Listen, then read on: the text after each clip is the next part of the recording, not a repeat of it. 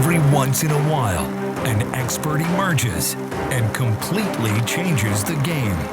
Someone who is a mentor to those who are willing to learn. A leader who does just that, leads.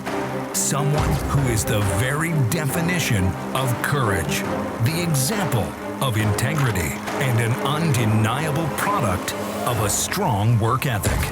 A man who leads by example and takes total responsibility.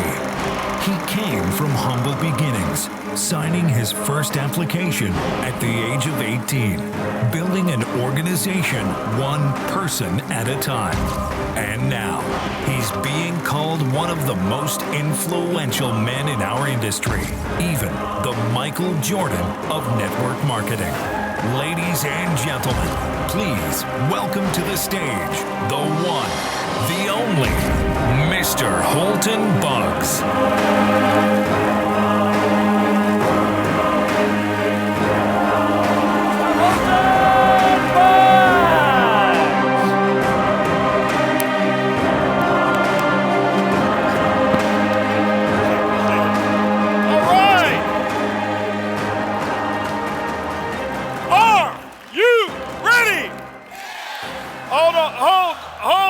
Hold on.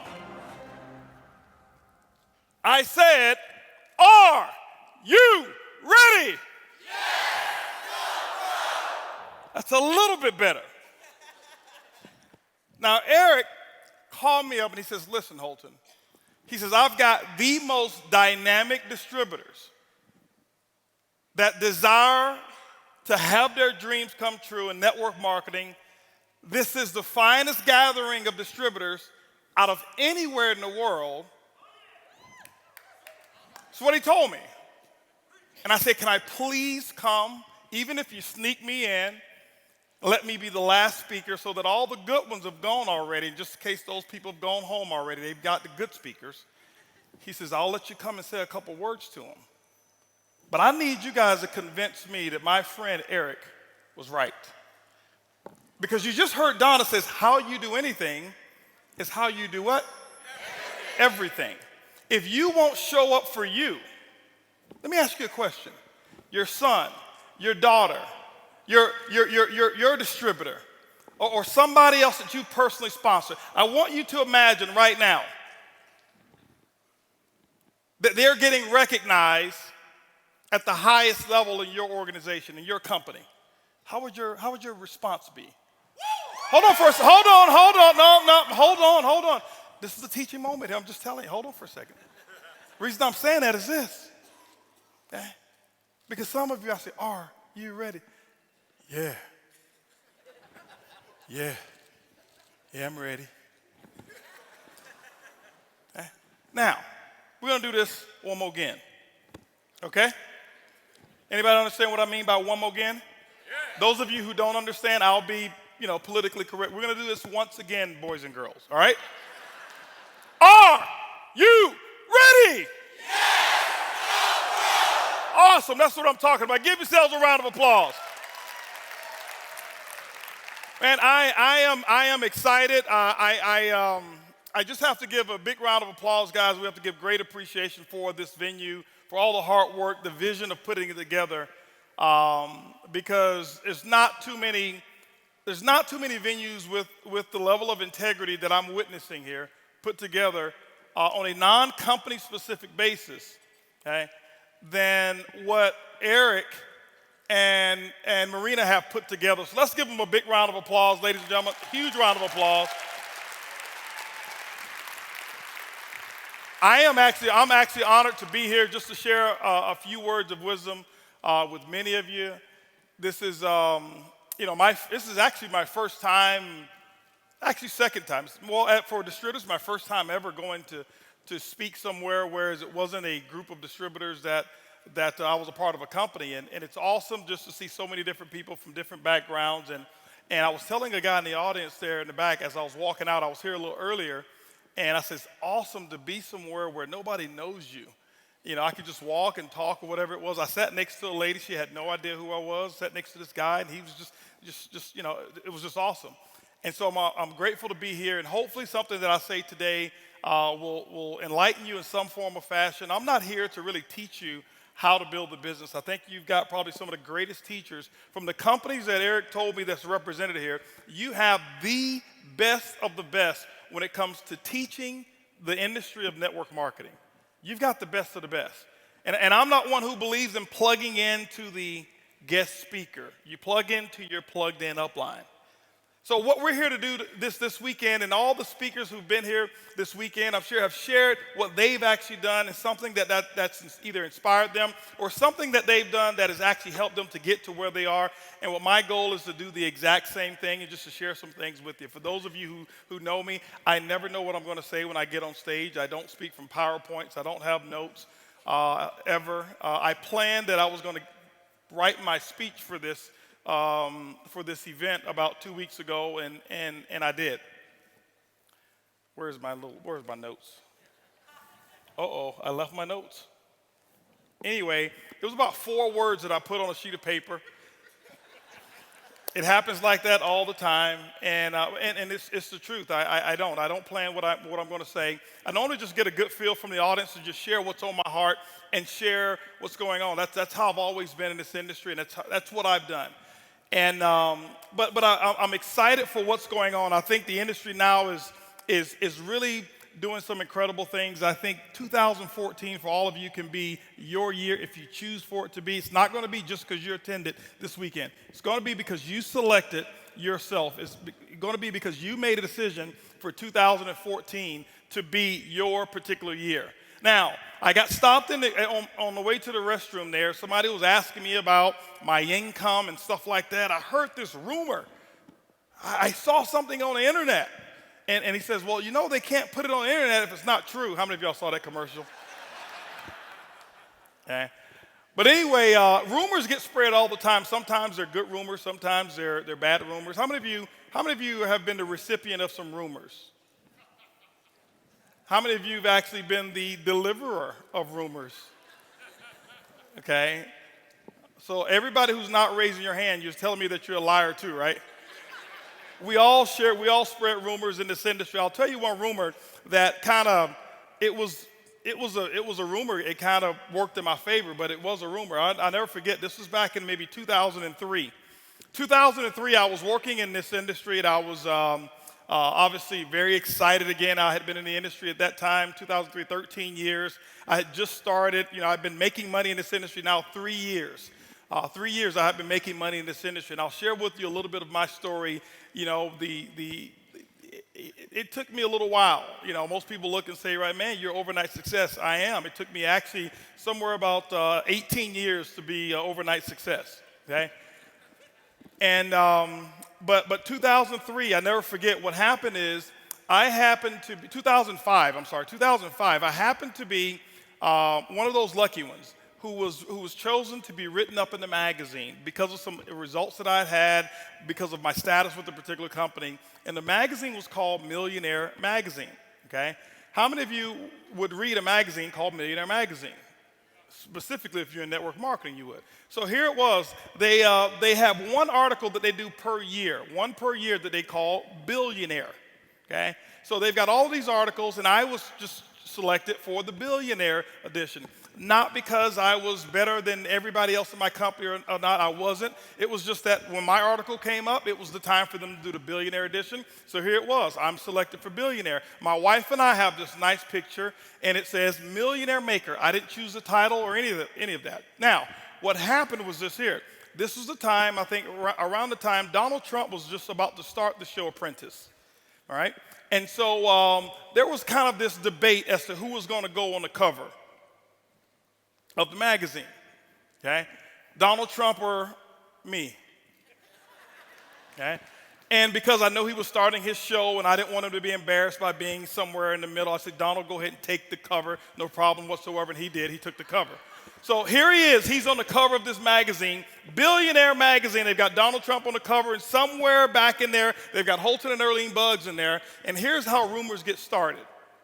I never forget, I had a lady in my organization. She was a very good friend of mine, and she asked me about would I get on a conference call and talk to a group of hers that was in the Bahamas. I said, sure, I'll do it. So I get on the phone. I said, Kim, yeah, no problem. I'll get on the phone. And I never forget, she had maybe about 15 distributors on the phone call. Now, I'm on the phone call talking to them, excited. They're excited and everything. And then they asked me one question. They said, well, Mr. Buggs, would you be willing to come to the Bahamas to do a presentation? I said, let me think about it. Yes, I'll come. It's the Bahamas, all right? So as I think about it, and then I ask them, how many people will you guys put together in a room if I choose to come? They say, well, we're going to put together 200 people. Now, how many of you have ever been lied to? You're going to do a meeting. They tell you that they know the president, they know the secretary of state, they know everybody, right? And when you get there, it's different. So I'm expecting 50. They said 200. My expectations are 50. I'm managing my expectations. So, but what had happened was this magazine came out. So Kim, this is what she did. I'll never forget, she took a copy of this magazine cover, color copy of the front of the magazine. And then she took my one-page article and she made another copy of it. She put them together, went to wherever, Kinko's, FedEx, whatever it's called now, and she made one little flyer. All right, so you didn't know who was the cover. You flip it over, I'm on the cover. Right? It's only 2 pages anyway. So this is what she did. She took that and she sent that along with a DVD of some presentation I had never seen. By the way, don't do that. Check with your upline before you ever send something that they've never seen. But she sent the DVD that I had never seen along with this one little flyer over to the Bahamas. Here it is, I get to the Bahamas. This is how rumors get started and how they'll mess your entire organization up, all right? So I go over to the Bahamas, I'm all excited, why? Because I'm ready to get through this presentation, to go to the sandy beaches and do all this kind of stuff and chill with my pineapple drink and all of this stuff. And so I'm at the top of the hotel and it's about time for me to come on down. I come on down.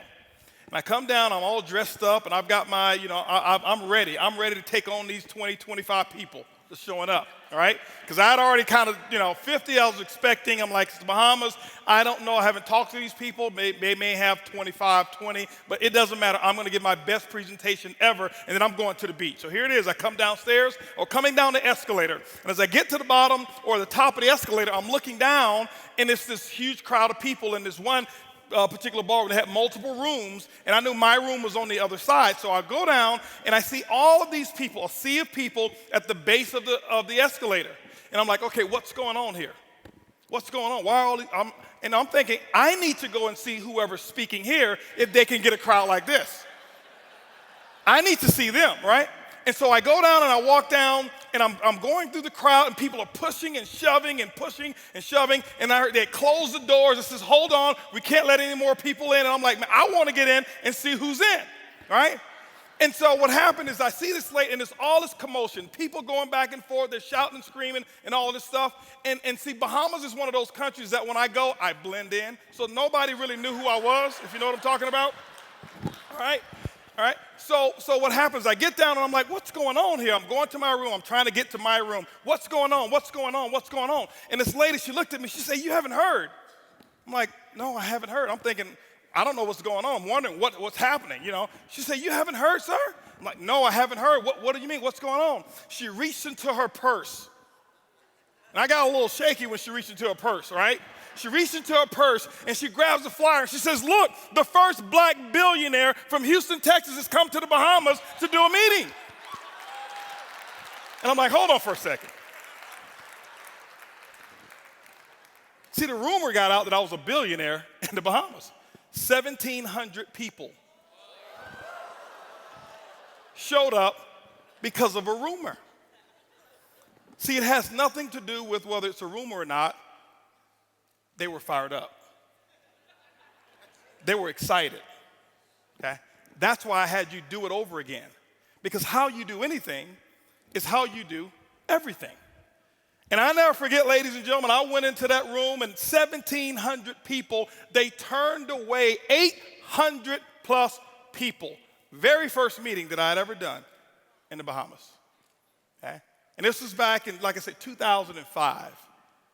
But rumors start all the time. Rumors spread all the time. And I'll never forget, leaving there, and I was all excited, and I was hoping that it would happen again everywhere else that I went. But I couldn't start the rumor as good as they started the rumor. But anyway, I want to talk to you about if there's anything that I would call what I'm going to talk to you about today is, I guess I would call it the domino effect. I'm going to talk to you about the domino effect. Because people always ask me, things about how do I get to how did I make what I make, or how did I become successful in this industry of networking? And I used to get these questions all the time, and I'll share with you one little caveat here. Before I joined my current company, I've been with my current company 5 years. I've been doing this industry for 23 years, started when I was 3. And, but before I joined, I used to have people ask me all the time because I had some success. I'd actually become a $1 million earner before in network marketing. And people would ask me, what would you do if you had a chance to do it all over again? And my answer was, this is what my answer was. It wasn't can, it was my answer. It was for me. It wasn't for anybody else. I never tried to impress anybody else. My answer was, I would believe much bigger, much sooner. Ladies and gentlemen, what I have found is this: 23 years of doing this industry, and I don't know it all. I can't tell you I'm the sharpest in this industry. I am not one of the sharpest. I don't know as much of the stuff as some of the people who've spoken here, but I do know a few things. And I'm going to talk about just those few things that I do know, a few things that I have mastered. I am not the best at it, but I'm telling you, I am excellent when it comes to a couple of few things that I'm going to talk to you about.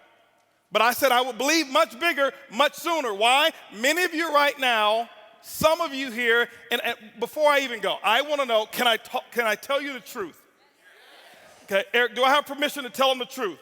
Okay, now, because some of you have squandered a fortune already. Because some of you are waiting until you get to $10,000 a month before you believe. You've already missed millions.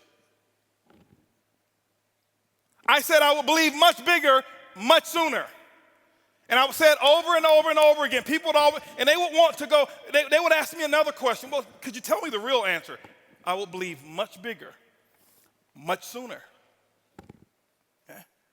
And that's because I knew that's what I was missing.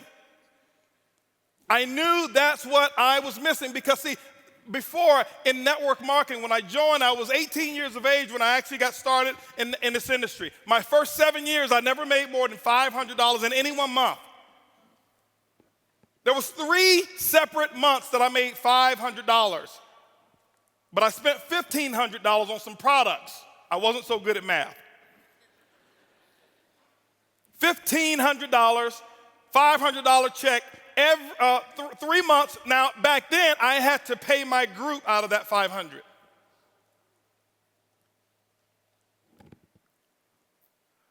I had a group in 7 years that never totaled 50 people. I'm not talking all 50 in at one time. I'm talking I averaged about 7 new people joining my company, my organization, per year for the first 7 years.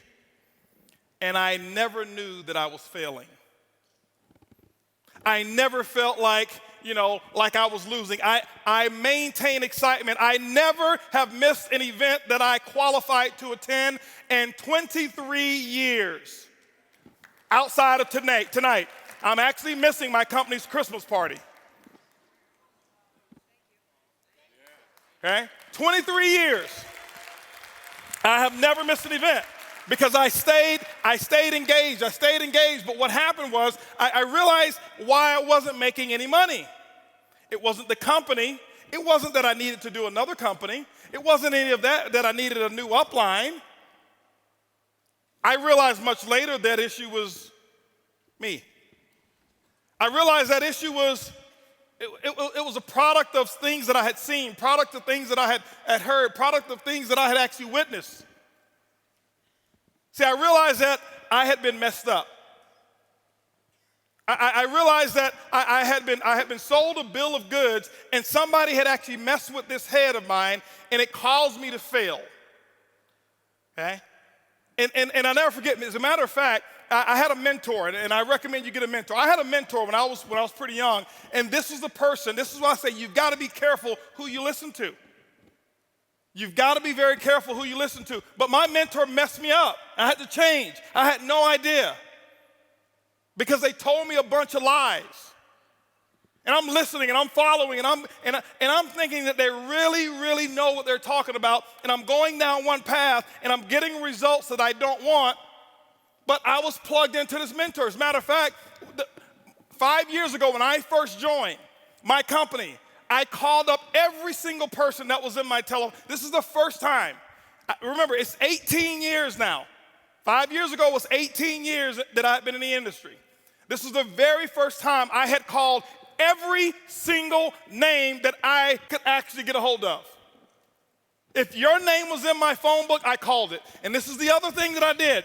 If your name was in my phone book and I didn't call it, I deleted your number. This is why. I'm gonna give you another one, guys. Because I didn't want to carry around negative relationships of people that I didn't want, so I deleted their number. If your number didn't exist, it was in my phone, and I didn't want you in my business, delete, delete, delete, delete, delete. Because remember, this is what happened. I now have a chance. Remember, the advice that I would give to everybody else, I would think much bigger, much faster. I said this for years and years and years and years and years, and here I am 5 years ago in a transition state. Guess what? I now need to follow my own advice. I must think much bigger right now. I've got to think much bigger before I even sign the application. And I did. I made sure I got 2 years of mental experience before I put my name on the application. And I did that process in 11 days. 11 days of me pre-launch and pre-thinking and doing all of the stuff. 2 years of experience, 2 years of planning. I had planned out my future before I even signed the application. Because I said, I'm gonna think much bigger, much faster. I'm gonna do some things that I'd never done before. And I called every single person, and the first person that I called was my mentor. I didn't even know that it was that person. I'm just making phone calls. I'm excited. I'm fired up. I'm making phone calls. I'm calling every single person that I know. And I never forget, this is how that phone call went. And my dream, your dream sometimes can almost get snatched away from you if you're not careful. Pick up the phone, didn't know it was my mentor on the other end. And this is what I'm saying here. I'm saying, and I'm, hello, blah, blah, blah, this is Holton, and I'm asking them a little qualifying question. And the first thing that they came back with, is this Holton? With that type of tone. Is this Holton? Yeah, this is Holton. Are you calling me about another one of those things? Yeah, I'm just trying to talk. I've got a new, listen, I don't want to hear about your new nothing. You've called me several times about these things. I've lost money in the first one. I lost money in the second one. The third one was illegal.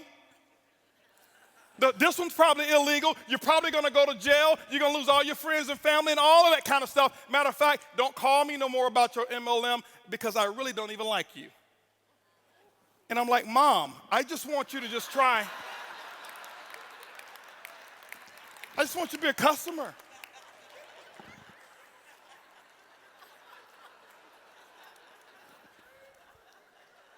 My mom and I, we have a unique relationship, right? So, but anyway, she messed me up. That was my mentor. That's the person who told me a bunch of lies. That's the person who got my head all screwed up because of what we call the politically correct way of doing certain things. That was the person who told me a structured way of living so that I can get an expected result that she had never had. My mom loves me. She loves me dearly. We have an incredible relationship. So I don't want you to think, man, he hates his mom. No, I love her. I just speak the truth. I tell it like it is. But my mom, she prepared me for failure. My mom never made more than $1,300 a month in her entire life. How she's going to teach me how to be a millionaire? But I was listening to her. As a matter of fact, she messed me up pretty big time. How many of you in here are messed up right now? Raise your hands if you're messed up. If you didn't raise your hands, then lets me further know how messed up you are because you don't even know you're messed up. You think you're the deal, right? No, I'm not messed up. No. My mom's got a college degree, all right? But this is what happened. Let me give you an example here real quick, all right? I'm going to share something with you, okay? And I'm going to share with you why I ended up 7 years, never more than $500 a month. And then I'll share with you how over the last 5 years I've had the results that you heard Curtis just talk about. Now, I am not as good as my results are. I am not that guy. Okay. Some of you may think I am. You may, oh, this guy, he was born with MLM. No. I can't tell you every little secret. I can't tell you every little training topic. I can't tell you every company. I'm really, if you ask people who talk, I'm not a network marketer. I'm not embarrassed. I love our industry. That's why I'm here. I'm a businessman. I happen to use network marketing as a platform to create wealth. I'm a businessman first. Network marketers, you know what they do? They look for other network marketers. They look for other people who've got network marketers to build their group because they don't go out and do it themselves. I'm a businessman. I understand that this industry has the most incredible aspect of leverage to create wealth that I've ever seen before. So I am a business thing. I'm a businessman. Okay? But my mom, she set me up for failure. She used to tell me some things that, just to share with you. Some of you in here probably know my mom. Raise your hands if you know my mom. So only a few people here, 3 or 4 people know my mom. Some of you have been having some secret conversations with my mom because you're messed up too. She used to tell me the secrets to success. Now, I don't understand why she would just whisper these secrets to success. How many of you had your mom before they should just whisper things in your ear? Why would she whisper them? I'm like, Mom, who's going to find out? It's not like it's a test or anything, right? But she would tell me some things. As a matter of fact, I'm going to reveal some of the things my mom used to tell me when I was a little boy that she probably told you, and you've been messing around talking to my mom. I can prove it to you. As a matter of fact, I'm going to say some things, and I promise you, you will finish my sentences. Even if you try to hold back with all the restraint that you want to, you're going to finish them because it's so wrapped up in your subconscious mind. My mom got you. First lie she ever told me, son, listen, if you ever want to be successful, go to school, get a good education so you can get a good job. How many of y'all know that's the biggest lie that's ever been told in America? I'm not here downing jobs. I'm just up on opportunity. Okay? So those of you who have a job, you should be very thankful that you at least have one, and specifically with the way the economy has been. But you never get rich on your job. You get rich when you build your business. She also told me, she says, Holton, listen, she says, watch out for those get rich quick. On your way to success, make sure you play it. Money can't buy.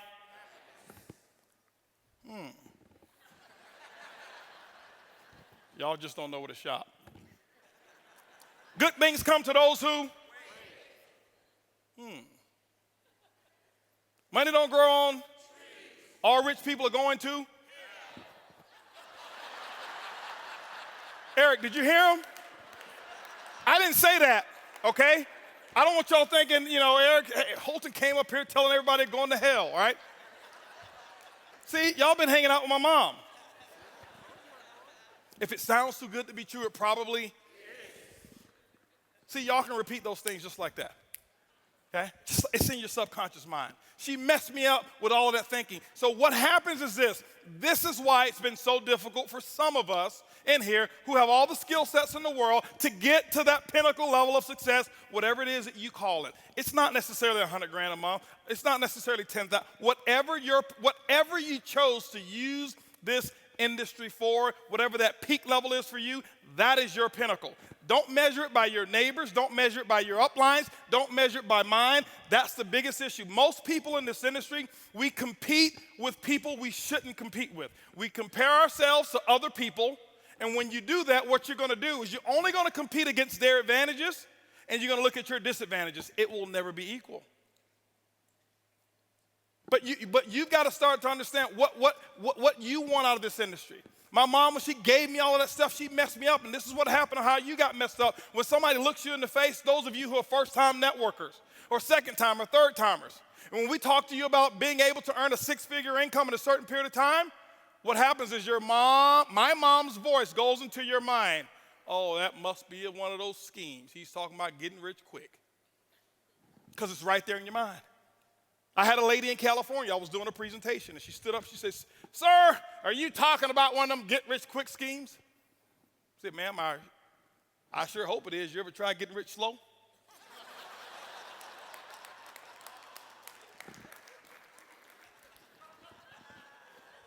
But she messed me up. Okay? Mom messed me up. The domino effect started with mom. Started with mom. Mom messed me up. She started telling me all of these things. She got my head all messed up. She's got my head prepared to work for somebody else. She's telling me how great of an employee I can be and how I need to study so I can be this wonderful employee, because she had never, ever experienced the field of entrepreneurial, experience being an entrepreneur. She had never experienced that before.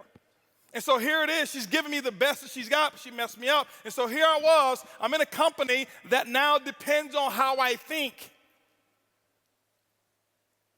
And I'm using $1,300 a month thinking, because that's what my mom made. Okay? That's what she made. She used to always tell me, son, make sure you go get your education. That's something they can never take from you. I'm like, Mom, who want to take it? And why? Why? You know, when I look back on the stuff that she used to say, I'm like, you don't want to get a house that big because there might be somebody else in there living with you and you don't even know it.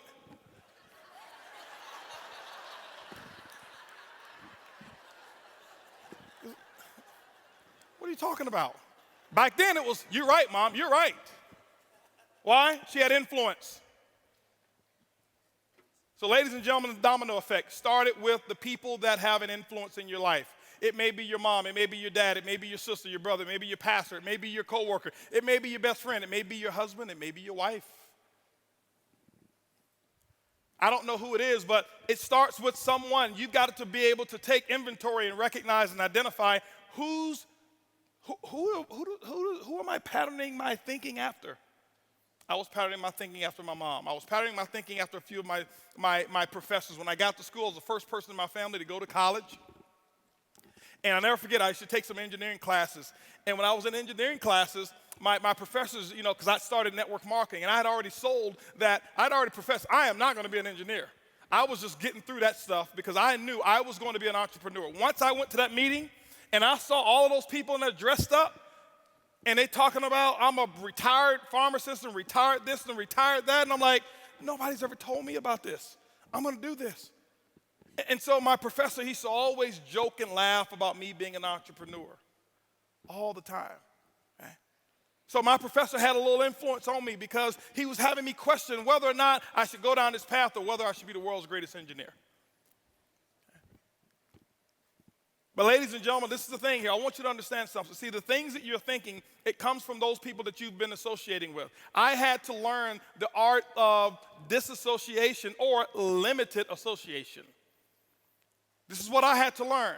I had to start with my family as well. Thank you, Craig. I appreciate that. I had to start with some of my family members. I didn't understand this my first 7 years. I thought that I could stay who I was and that the universe was going to allow income and increases to come to me even though I was not willing to change.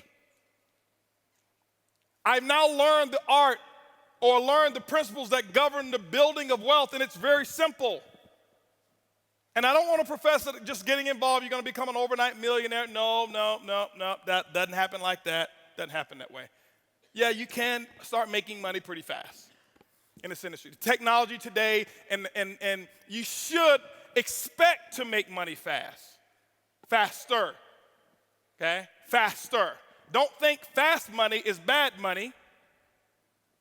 And don't think slow money is always good money. Okay? I read a book called Speed Wealth by T. Harv Eker. He says, whatever it is that you're doing, if it takes you longer than 2 to 5 years to earn $1 million a year, you're doing it the wrong way. It changed my entire life because I started reading from other people now, because here I was, here's my thinking. It should take me 7, 8, 9, 10, 15 years so that I can make full-time income. Why? 7 years, never made more than $500 a month because my thought process, my upline, the people that were my sponsors and my sponsors, all of them were in that, were what I call those average thinkers. I was in an environment where losing was accepted as winning. I'm not putting them down, I'm just speaking the truth today. To them, it was just, now, here it was. I'm in a company. I'm seeing other people in this company get involved.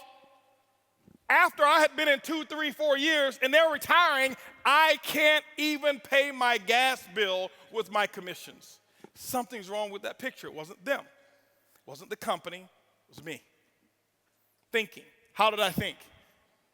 So ladies and gentlemen, your thought process, you're going to have to change your thought process.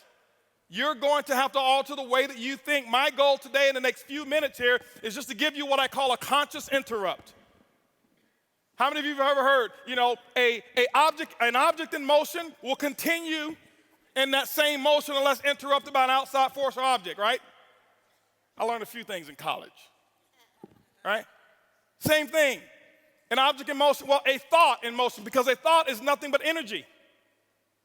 If you've read The Law of Success, you start reading and hearing, understanding what a thought really is. Napoleon Hill breaks it down. He talks about its ether, and it just continues. Well, a thought in motion will continue in that same motion unless interrupted by an outside force or object. One of the first people that I got introduced to that really changed my way of thinking, that I realized, wow, this is a much bigger industry. Wow, there's a lot of stuff that I thought that I knew that I really don't even know, is one of my best friends in the world and my best friend in network marketing, and that's Lisa Grossman. I'm telling you, this lady here, she changed. She probably doesn't remember. I remember we got on the telephone one that she had no idea who I was at the time, and I've got a group of my people on the phone, and I'm listening to her, and she's talking, and I'm like, this lady knows what she's talking about. And I had no idea, but I knew she knew. Okay? I knew that she knew. This is one of the people I trust. This is the only person in network marketing I trust with my bank account. She's never, ever, ever talked about money with me. Ever. She makes a lot. We've never had a discussion about it. It's always about other people. Always about helping the little person. Back then, you know who I was wanting to help? Me. I need to make me some money. I am the little people.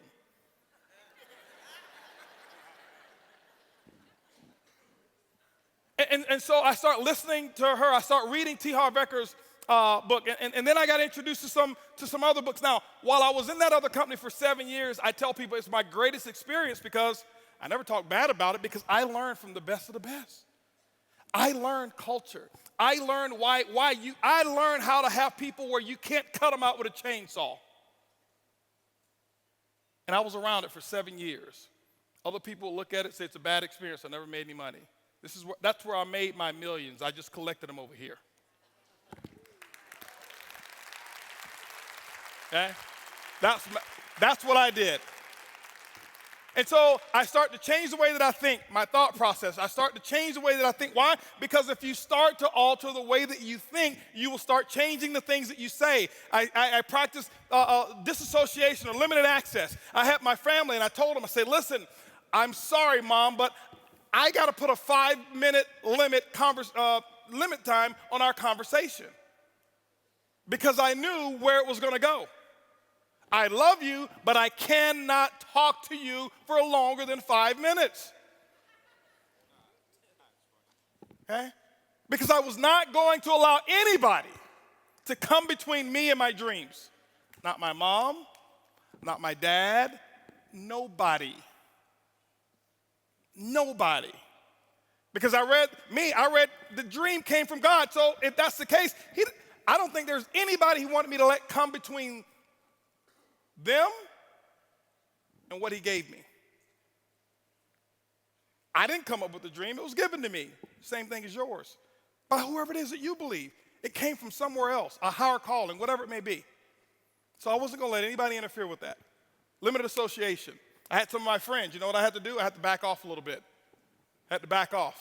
If your friends right now are telling you, specifically those of you who are new in this industry, and I've got information for all levels in here. For those of you who are brand new, first opportunity. For those of you who've been in 10 years and still haven't made enough to pay your car note. And for those of you in here who are 6-figure earners and want to get to 7. And for those of you who are 7 and want to get to 8 figures.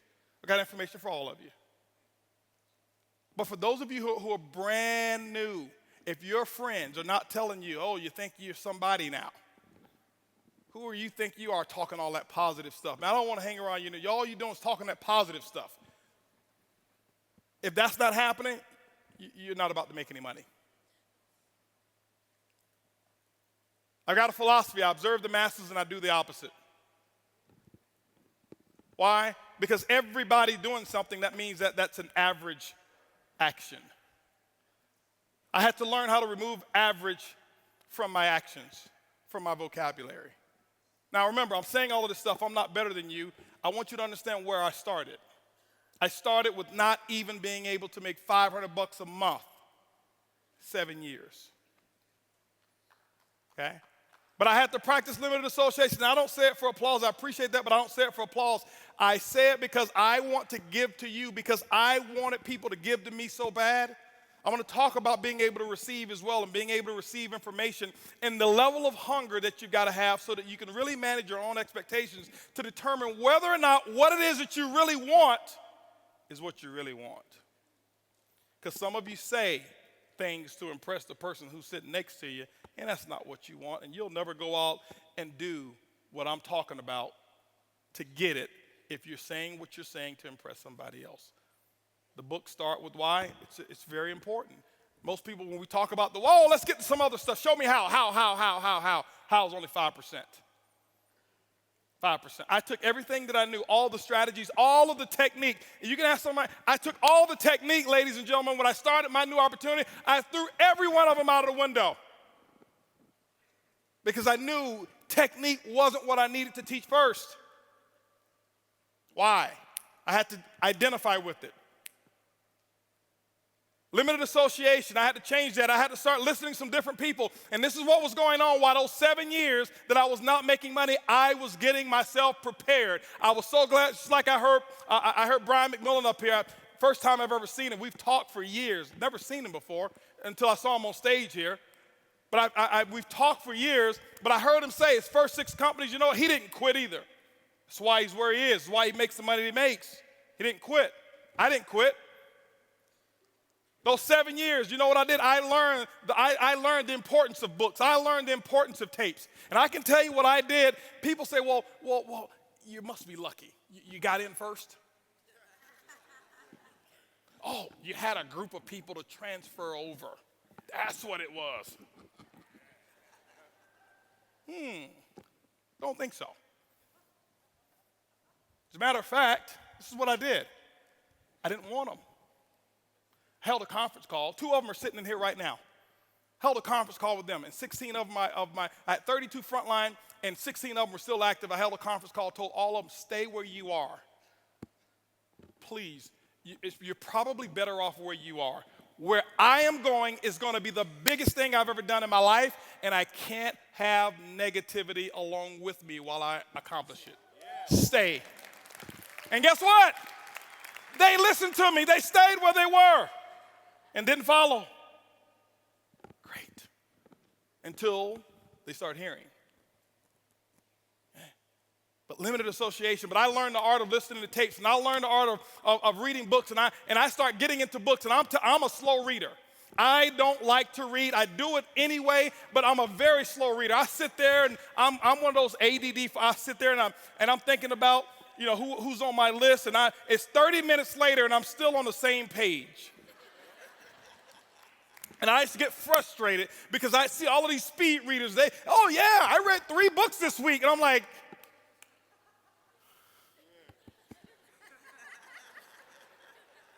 can I get 3 chapters this week? But I did read, and I listened, and then this is what I did, ladies and gentlemen. When I start reading and I start listening, and I start reading the right books, and then I don't read books today. I read chapters. I'm not telling you to do what I do. I just do what works for me. Everybody don't learn the same. I get a book. I find out what's pertinent to me, what's attractive to me about that particular book, and I master that chapter. I don't read it. I master it. I have not read a lot of books, so I'm not going to stand up here, I've read 3,000 books. Well, give me the name and the title of the last one you read. Tell me what was on chapter 2, 3, 4, and 5. You don't even remember. But you want to be impressive about, I've read that book, I've read this book. You want to be an MLM professor. Professors don't make money. Artists make money. You've got to become an artist in this industry. Now, I'm not telling you don't read. I'm just telling you what works for me. I never forget, I got the book, Think and Grow Rich. Here it was, because I used to be the shortcut guy. I want to take the shortcut. I'm going to take the shortcut. Why? That's what I had done all my life. I took shortcuts. I was a kid that didn't need to study in school. I could just listen, pay attention. I got it, take the test, but after the test was taken, I had forgotten everything that I had learned. I was a test taker. I did just enough to excel. Just enough, just enough. And how you do anything is how you do everything. And it caught up with me. 7 years, I never made any money. I had to pay my price. You're going to have to pay yours. I don't know what your price is going to be. But you got to figure it out and pay it. And you got to pay 10/10 of the price. Not 9/10. If your system says, hey, you should be doing X, Y, Z, well, I don't like doing that. On the application, it never said, do you like this?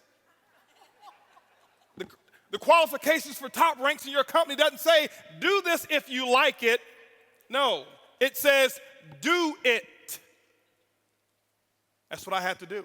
And I had to start listening, and this is what I did. I'm sharing with you guys right now where my secret comes from. I would listen to tapes. I can tell you right now, I believe that there was about a 2-year period of time in my life. I don't believe that there was anybody in the world in MLM who was listening to more tapes, information than I was. And I never listened to how-to tapes. I listened to story tapes. I listened to inspirational stories. And I know some of, oh, here he is with the rah-rah. I don't need the rah-rah. Give me the information. 23 years in this industry, with my results, I need the rah-rah. That's why I had you guys stand up again, because I gotta have the rah. I get energized. I went out and bought myself from Radio Shack what's called a pillow speaker. Why? Because my wife, she'd get mad. It got to the point my wife would say, why are you cheating on me with your little girlfriend over there? She was talking about my little iPod, my cassette tape. Because I'm walking around the house with the earphones on. I'm just walking around the house. Why? Because I got to change the way that I'm thinking. I got to get this stuff. I got 7 years of this garbage in my mind. 7 years of what my professor, my mom, my dad, everybody was saying, everybody around me who was broke. I was born in Ponce de Leon Projects. Tampa, Florida is where I was raised. That's what I had up in here. I had to get rid of it. And what I would do is I learned the subconscious mind never sleeps, so I'd take my pillow speaker from Radio Shack. They still sell them to this day. A little disc speaker like this. It's got about 50 holes in it, and you put it up under the pillow. And you know sound is nothing but air waves, air vibration. And that vibration would go through the pillow. My head would be on the pillow. I can hear it clear as a bell. Earlene couldn't hear a thing. And every day for 2 years, as soon as I hit the bed, my head hit the bed, I couldn't wait to go to sleep because I couldn't wait to learn. I was going out and I was getting that good feeling of what it took to be a champion. You gotta live how it feels to be a champion before you ever do it. You've got to practice it. You're not just gonna wake up one day and next say, oh, I'm a 6-figure earner, and I've never even thought of what it was gonna be like to be one. It doesn't happen that way. This is a profession. You've gotta look at it as a profession. That's what I did. I had a philosophy. If I was sitting, I was reading. If I was driving, I was listening. I became fanatical about learning and hearing the stories of other champions in this industry. One story that really inspired me, and I'll tell you why I even chose the company I chose today, was, I don't know if he's here. I met him one time. He has no idea how he changed my entire life. A gentleman by the name of Jeff Roberti. And it wasn't something that he had actually really said to me. I'm listening to one of his tapes. That's how I knew who he was. And I happened to be at Siesta Key, Florida. I'm on the beach there, and I'm with the CEO of another company there at that time. And we're sitting there walking in front. I see this house, and I said, man, that's a pretty cool house. He said, yeah, that's Jeff Roberti's house. I said, I know that guy. I listened to one of his tapes before. And it was a tape that somebody else, that Jeff had spoken somewhere, and they recorded it, whatever it was, and I had this tape, and I listened to that tape. And I listened over and over and over and over and over and over and over and over and over again. I still do it to this day. To this day, I still go on eBay right now, and I outbid anybody on tapes from a particular company from the year of 1977 and 1981. You won't outbid. I bid $1,000. Nobody even thinks about it anymore. Why? Oh, he bid $1,000. It's made me millions. You think I'm going to play around? Oh, let me just try to outbid him by $1. No. And I pay somebody to take it from tape, transfer it to CD so I can download it on my iPod. Why? Because I know where I get it from. But he said something, and And the guy this is what he told me. It changed my life. I'm telling you, I know for a fact there's certain people who've come into my life that's made a major impact. Most of them don't even know me. My first two mentors in this industry, I've never shaken their hands, ever. They have no idea I exist. But I know everything about their entire family. If I walked up to them and tell them all the things that I knew, they think I was stalking them. I have never got close enough to shake their hand. Never, ever, ever. But I was talking, and I said, he told me this is Jeff's house right here. I said, yeah, I know this guy. I heard about this guy. Yeah, listen. I said, how many people does he have in his group? Now, here's another thing. Here's probably a rumor that worked for me. I don't care if he was even lying. This is what the guy said. I said, how many people does he have in his group? Because I'm thinking, that's what my thinking was at that time. You got to have enough people in your group. He says, well, Jeff doesn't even know how many people he's got in his group. But he's got about 300,000 to 500,000 customers on AutoShip, and that's why he makes $300,000 to $400,000 a month. Hello, that's all I need to hear. All I needed to hear. 300,000 to 400,000 customers on AutoShip. See, because I had never in the last 10 or 15, 20 years heard or been exposed to anybody talking about recruiting from the company that he was a part of. And he's making that? Oh, okay. See, that was one of those moments where I said, just impact. A thought in motion continues in the same motion unless interrupted by an outside force and object. My thought process now had been deterred. And I start listening and reading more books and reading more tapes and listening to more tapes and reading. Why? Because I had to change my thinking. And once you change your thinking, the domino effect from your thinking is that you'll now change the things that you start saying. I can listen to somebody for 5 minutes and I can tell whether or not you will be a long-term six-figure earner. Anybody can do it for a year or two. Anybody. That's simple. Oh, I made 6 figures. Did you? How long are you going to keep it? How long is it going to stay? I can get enough people to jump in any opportunity, make $100,000. How long is it going to stay? See, when I heard his story, he had been doing it for a while. There were people making more money than him, but his was long-term. Met him one time. He still probably don't even know who I am. Met him, shook his hand in Dallas, Texas, told him thank you for what he had no idea what I was talking about. Thank you for doing what you've done. You have no idea how you've impacted my life. But the domino effect is what you think will determine what you say, and you will start speaking like a winner. I had to learn the difference between winning speaking and speaking from a position of lack. I had to have an abundance mentality and start thinking and start saying the things that I wanted versus saying the things that I believed or saying the things that I had. Coming to the meeting this week? Well, I'm going to try. No, you're not going to win this year. I can tell right now. Man, why don't people show up for my meetings when I invite? Nope, you aren't there yet. Well, I invited 10, but only 8 showed up. You have no idea how you're succeeding, but you're not going to make it. Not right now. Not forever, just not right now. Right? Oh, well, you know what? Yeah, you know what? That company over there, our company is better, and this is why you should join mine, because that company, I can tell you all the negative things about that company. You're not going to win long term. Ever. Because you're going to attract people who are just like you. You cannot win. That's one philosophy I have that I teach in our culture. Never, ever, never, ever, ever, ever say another negative thing about another company or another distributor. I don't care what they've done. I don't care what's happened. I see some people and it turns my stomach when a company's having issues and they get excited and they start going after that company's distributor. It turns my stomach. That's the reflection that you want our industry to have? Oh, they're weak, so you're going to go and attack? That's what you're going to do? No. I promise you guys, it doesn't come that way. I've tried that before. I'm not here to pot calling the kettle black. I'm telling you the dumb, stupid things that I used to do until I learned. I wanted See, there's a difference between short-term pleasure and long-term happiness. I wanted happiness. I've had short-term pleasure. I've gotten involved in companies, and my first time ever making money in this industry, 90 days after I was in one company, I was at 20 grand a week. Wow, right? Lasted for 4 months. There's no wow now, is it? No. I wanted to do this one time. I wanted the dream that this industry offers.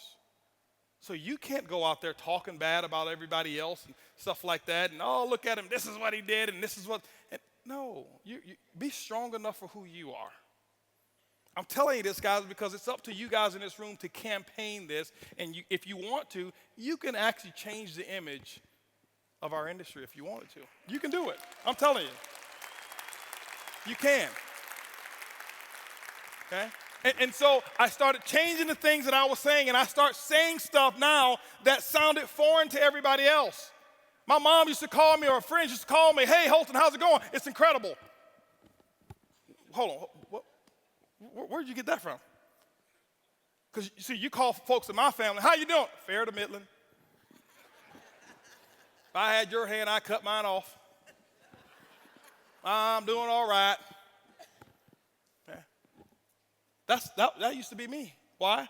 Because that's who I was around. Those were influential people in my life, so I did what they did. Okay? Holton, you going to be at the meeting? Absolutely. I've already bought my ticket. I became an affirmative person. I start speaking the things that I want to speak, and then I bought another book.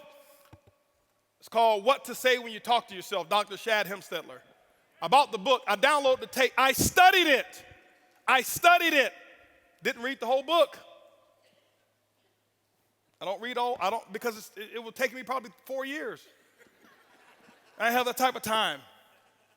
So I got it, and I got what I needed to do, and I start writing my affirmations. I start writing them in first person, present tense, with emotion, and I start telling myself how much a winner I was. And I never forget, I used to be in my little 1993 Eagle Talon. It was two-tone, green and rust, real rust. Now, here I was in my Eagle Talon, and I'm listening to Dr. Shad Hemstetler, and what I had done is I recorded me talking to me. It's weird at first. I'm telling myself a pack of lies. I'm telling myself I'm awesome. I'm telling myself I'm $1 million a month earner. I'm telling myself all of these stuff. That was a bunch of pack of lies. And I'm sitting there at the car, and I'll never forget, here I am, I'm in this car. People thought I was crazy because I'm sitting there, and I'm just talking with emotion. I'm just talking, and I'm just talking, and there was no cell phones to my ear, no earpiece. I'm just talking. And they look at me.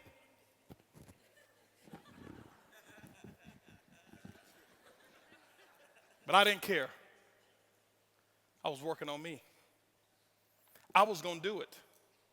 I observed the masses and did the opposite. Everybody else, when they were at the red light, they're jamming their favorite radio station or their favorite CD, and they're making sure that they create another source of wealth for whoever it is that they're listening to.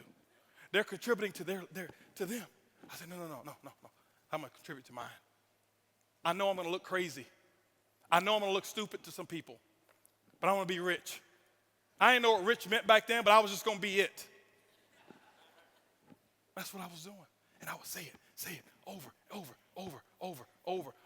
over again, because what happens is, just remember, guys, the domino effect. Whoever it is that you associate with will determine what you think. Whatever it is that you think will determine what you start to say. And I start speaking like a winner, and I start putting affirmations together. And you know what? Right now, Mike, I've sponsored maybe 212 people. The last 100, probably 130 of them called me.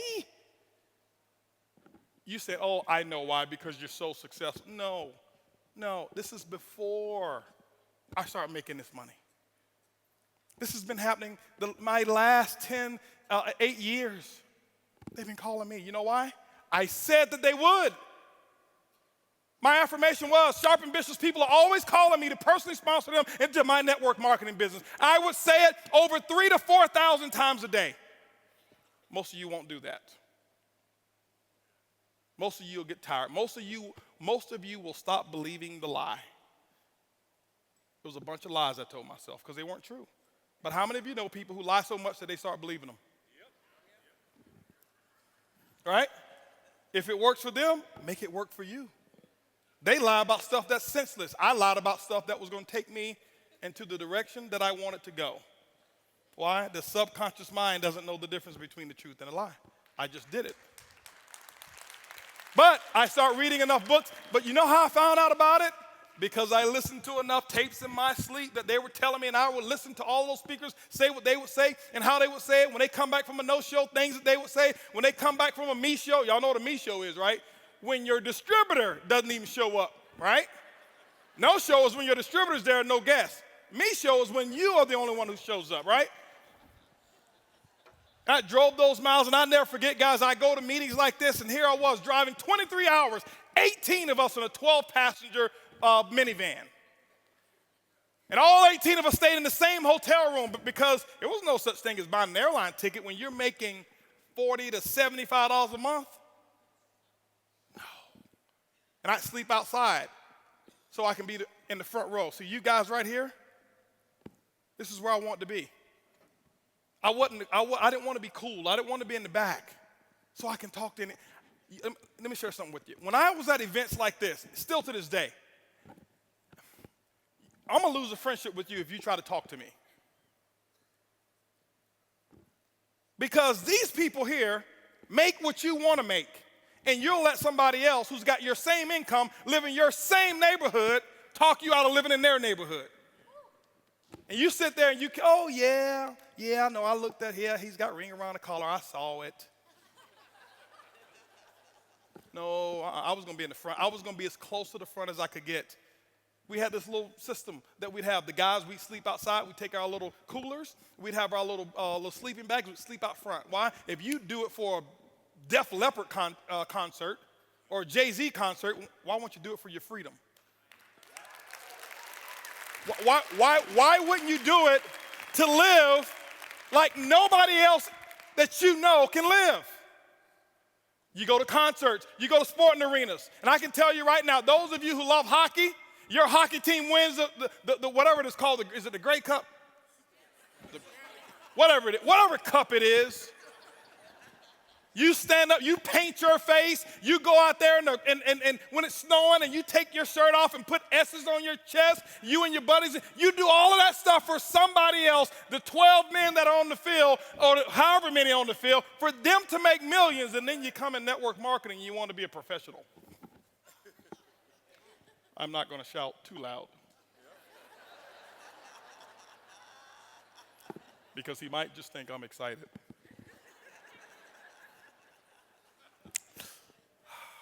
I observed the masters and I did the opposite. That used to be me. I cared so much about what other people said until I started looking at my bank accounts. And they didn't care about my bank account. But you got to start changing what you say. You got to start saying the things that you want. You got to start speaking it in advance. Ladies and gentlemen, those who know me, you ask Lisa, you ask Eric, I live in the future. I have trained myself so well. Right now, it's boring. This is boring. Today, not this event. The present is boring to me. I never live in the present anymore. It took me years to do it. I always live in the future. You can do the same thing. Remember, $500 a month, 7 years. Not more than 50 people in 7 years in my group. Changed my thought process. Changed the people I was around. It dominoed effect and changed my thought. Changed my thought process. I start saying some different things. I know I've got to be wrapping it up. They didn't have a time thing on me. I'm probably well over. No, you're not. Okay. All right, no problem. Now, I want to be respectful. I want to be respectful for Eric. Okay? Wow. So I changed that stuff, and I start seeing small differences, not in my income. It didn't change.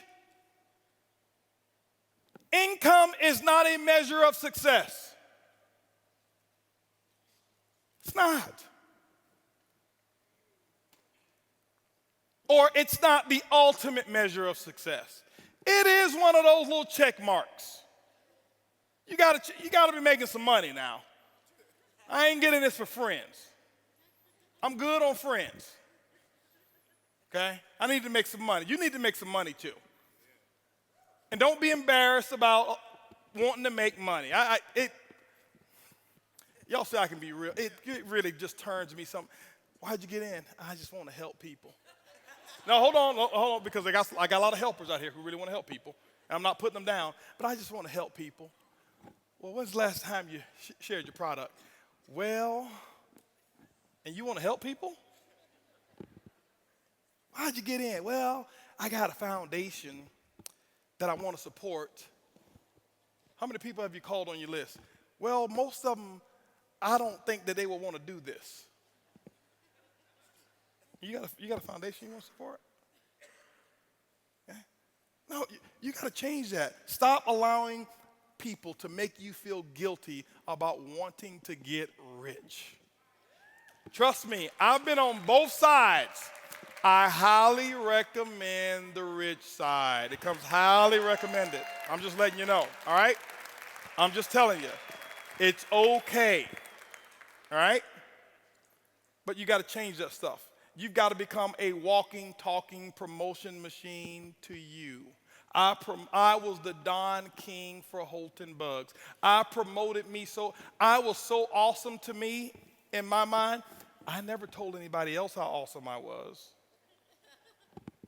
Because they don't believe you anyway. I still to this day don't. Because to me, I got a few friends that I love getting back around. We call ourselves the Wolf Pack. It's 5 of us. These are my high school buddies. They never went out, made a lot of money. It was negative to me or whatever, but we get together maybe 2 times a year, limited association, 2 times a year, okay? You know why I love getting around them? Because I'm not Mr. Buggs to them. I'm Mr. Buggs to most people in my group, and I am, the MLM guru to a lot of folk. That's not who I am. I'm me. That's just who I am. And you've got to figure out who it is who do you want to be? See, when you get free, that's when you can become who you want to become. I never was me until I got free. When somebody else was signing my paycheck, I couldn't do what I want to do. I couldn't wake up the time I want to wake up. I couldn't go to bed when I want to go to bed. Couldn't vacate when I want to vacate. By the way, rich people don't take vacations. They just live their life in a different part of the world when they choose to. Because what are you vacating from? We ain't vacating from nothing, right? Some people, it gets on them when I say rich and stuff like that. I speak a lot so I can really get under some people's skin. Why? Because that's going to provoke you to start thinking. But rich to me is not about money. You know, my wife has never seen our back office, ever. Ever. She has no idea how much money we make. She just knows how much taxes we pay. $4.5 million in taxes last year.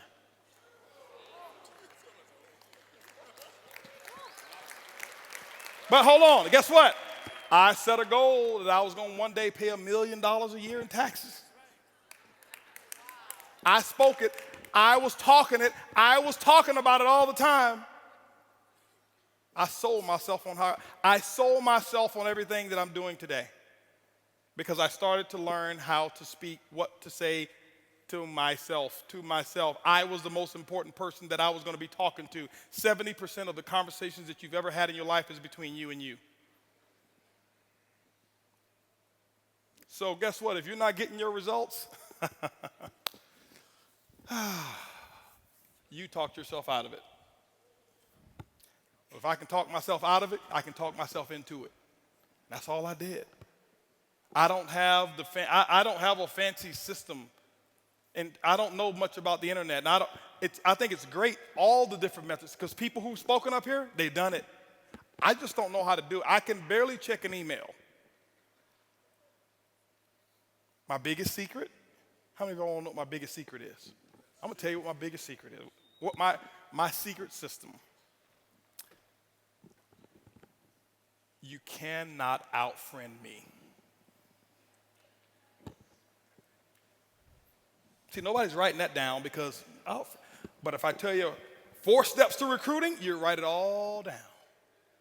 You can't out-friend me. I don't have a database of people.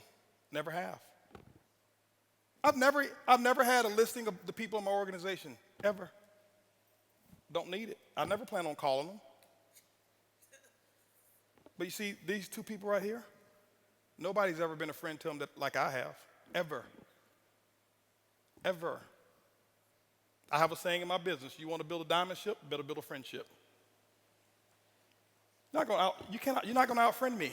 See, somebody else can get you on Facebook and do all of this stuff and get you to jump over, but they can't you can't out-friend. They can do that. Somebody else can do a better Facebook message or a better system and get you to, because that one looks better.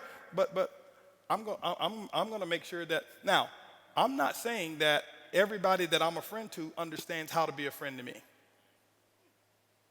But them being a friend to me has nothing to do with my responsibility of being a friend to them. See, I know that's not that hypey stuff that you expected. It's my secret sauce. It's not a skill set. It's not a technique. I don't use it as a technique. It's real. It's the real deal. I'm going to make sure that if it ever comes to a decision of who gave the most, it's always going to be me who gave the most. I'm always going to tell them the truth even if they don't like it. I'm always going to be there and just do what I know I should do regardless of what they've done to me. Got two guys right here talked about me like a dog when I joined my current company. There were two on my call who stayed. When I remember I told everybody to stay, those two stayed. He ain't gonna do it. I can't believe it. Now, before I was a hero. Now that I've chosen something else, he ain't gonna do it. It's gonna crash, it's gonna burn, it's whatever it was. I knew all the things that they were saying. Had nothing to do with me. As soon as my phone rang, he called me up. He says, hey man, we need to talk. Let's talk. And I've been a friend to him ever since. I learned that in that company I never made any money in. I got one of my best friends in this business. He was making about $500 a month when he joined my company. Okay, $500 a month. And he's doing pretty well now. Okay. And I know for a fact, you can write him a check for $20 million. No, let's just say 100. Because he makes $20 million every 4 years. So let's say 100. He ain't gonna budge. I know it for a fact. You know why? I never wanted his CV. I never wanted his volume. I never wanted his people. I just wanted to be friends with him and his wife. Let me ask you a question. Do you even know the names of the kids of your front line? Or you know their ID number and how to get into their back office to check their volume? I'm telling you right now how to build a dynasty. I'm telling you right now how to keep something strong. Hey, come on over here. Let me introduce you to my downline. I hope I'm not stepping on toes, but don't say that. Who wants to be the downline?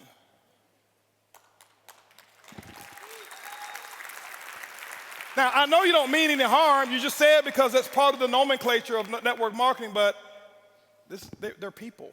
They got feelings. Hey, let me introduce you to part of my success team. How do you think he or she feels now?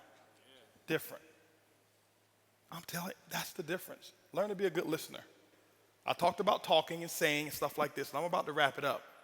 But learn to be a good listener as well. Now, when I say listener, I don't listen to garbage. You cannot, I'm very strong in my beliefs. People know you can't come, when you come, you got to come correct. Be a good listener.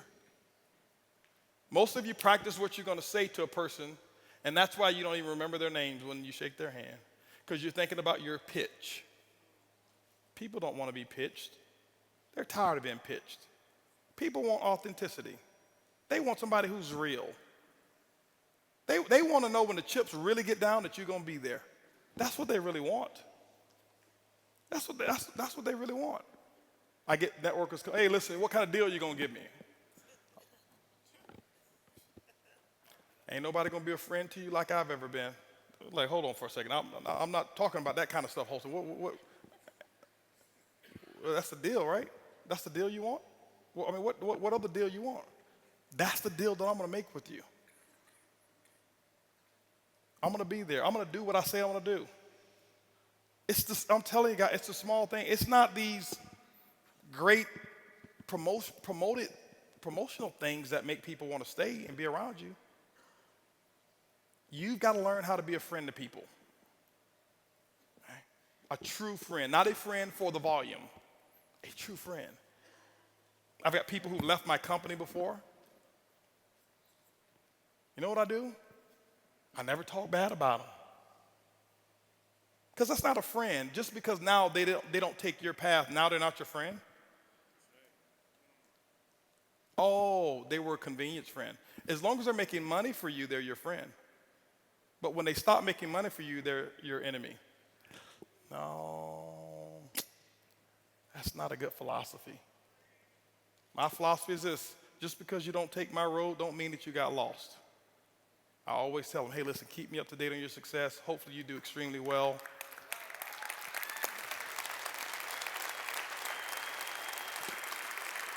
Yeah. It's the difference maker. But see, this is why, as Curtis mentioned to you, I started with non-networkers when I built my current company. Before, I was a networker guy. I started with people who don't understand the bad culture that I used to promote. I started with people with a blank canvas, and I taught them what we know. I saw another one of my guys over there, first-time networker. I'm not going to call his name. First-time networker. He used to be an engineer too. He's making $170-something thousand a month. 20 months ago, he was at 20 grand a month.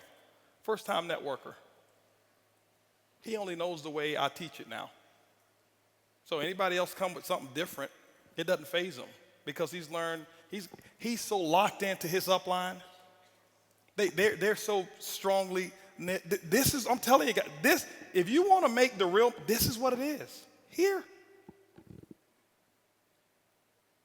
That's the truth. I spent too many years messing organizations up. I know. So don't think, oh, he's built it because he got lucky or he was the first one. There were 6,000 people in my current company before I joined. I wasn't first. I developed the culture. Okay? I developed the culture. So learn what to say. Learn how to listen. When you develop what you say, your speech and the things that you say will domino effect into what you believe.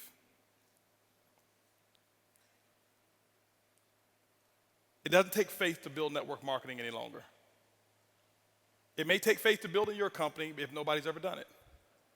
How many of you know the definition of faith? I've heard many different definitions. The substance of things hoped for, evidence of things not seen, right? The belief that what I cannot see will happen. Those are definitions of faith. How many of you have ever seen $1 million earner in network marketing? Well, you have evidence, so you no longer need faith. Whoever did it first needed faith. All you need is belief. You don't need faith anymore.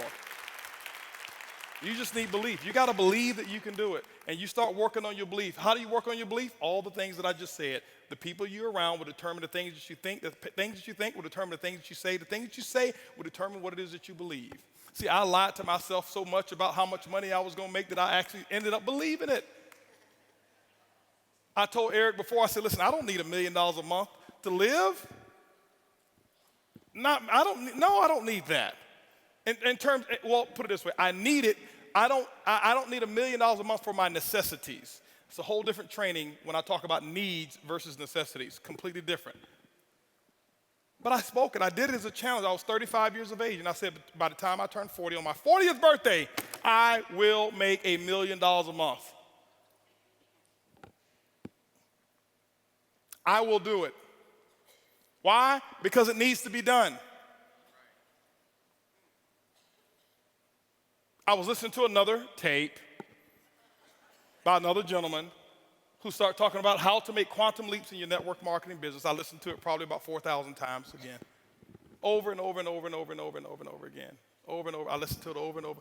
And he started talking about all of this stuff, and he says, you know what, if you do this, not only will you can be a six-figure monthly earner, you can be a six-figure weekly earner. And when he said that, I almost cried. I was like, weekly? Who can make 6 figures a week in this industry?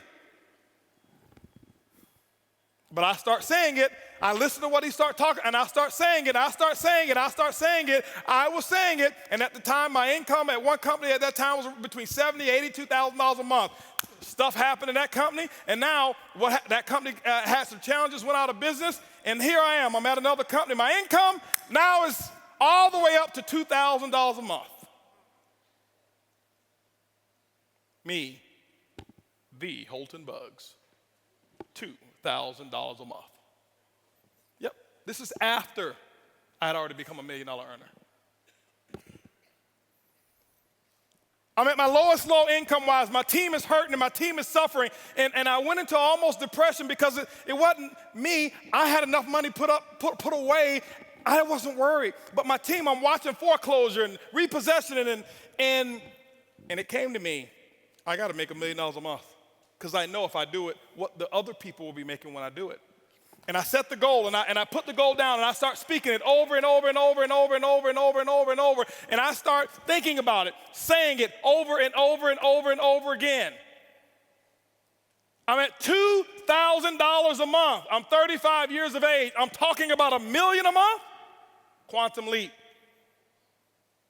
At that time, I wasn't listening to that tape, but the tape was already in there, burnt in there. It's in there already. And I'm listening, and I'm listening, and I'm listening.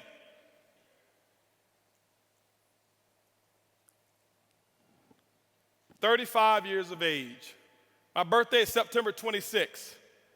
My goal was to hit it by September. September come. Didn't hit it. Hit 975.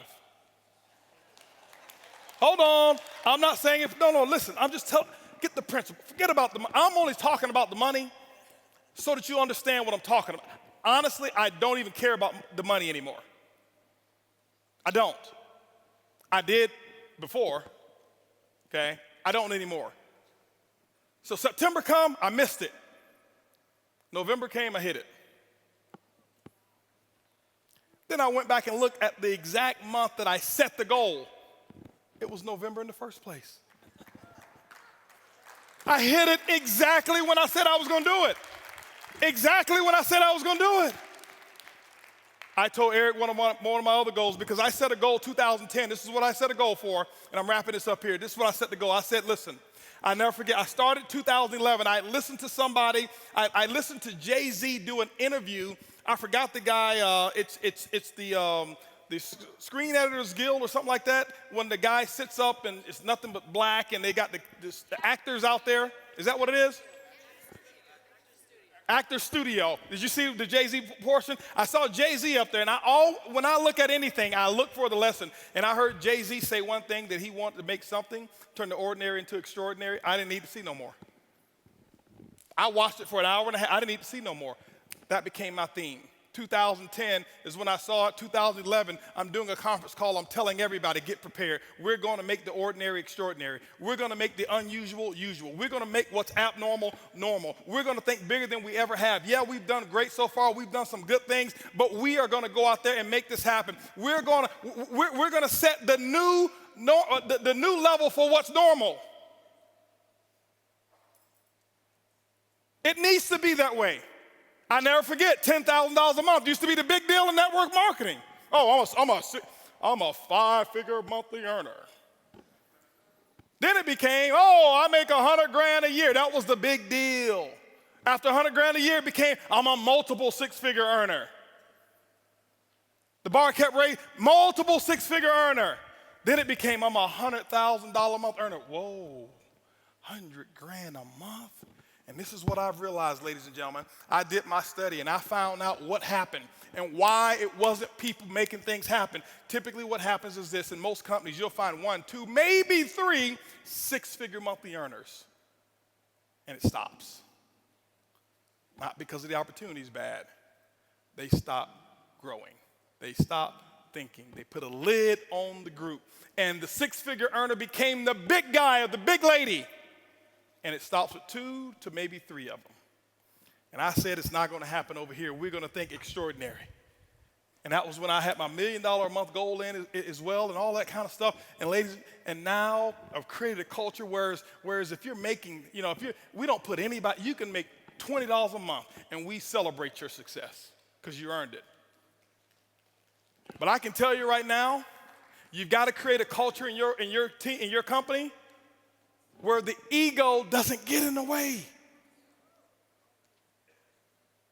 You got $40,000 a month earners in some companies that I've been part of. They walk, where's my chariot to bring me into the meeting? You know I don't walk in without 2 people over here throwing flowers at my feet. I made 40 grand last month.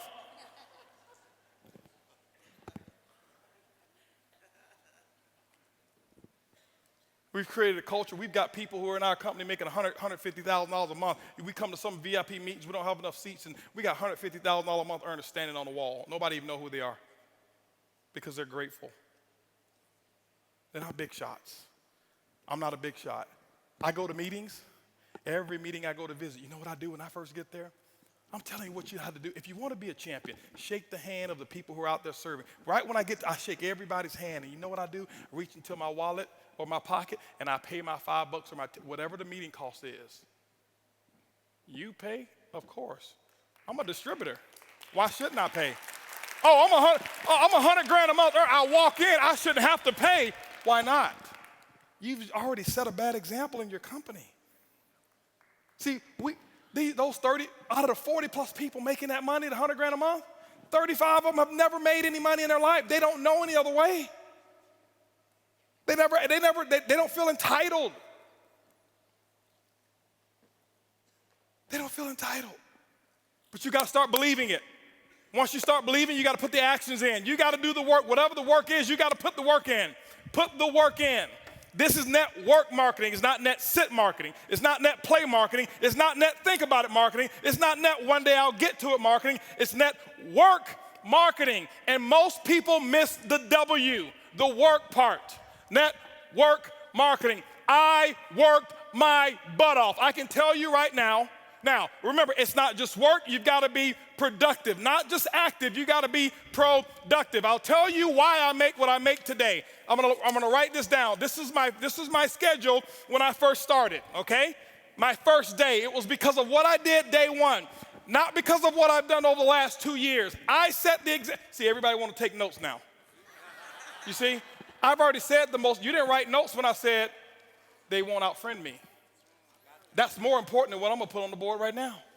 But see, anything that's skill related, we want to take notes. Anything that's really inspiration related, that really matters, we don't. Don't worry, my group's the same way. It's not just you.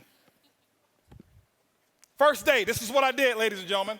Work. Why? I knew, remember I told you I got to believe much bigger, much faster. I only set 2 income goals or 3 income goals since I've been been in my company.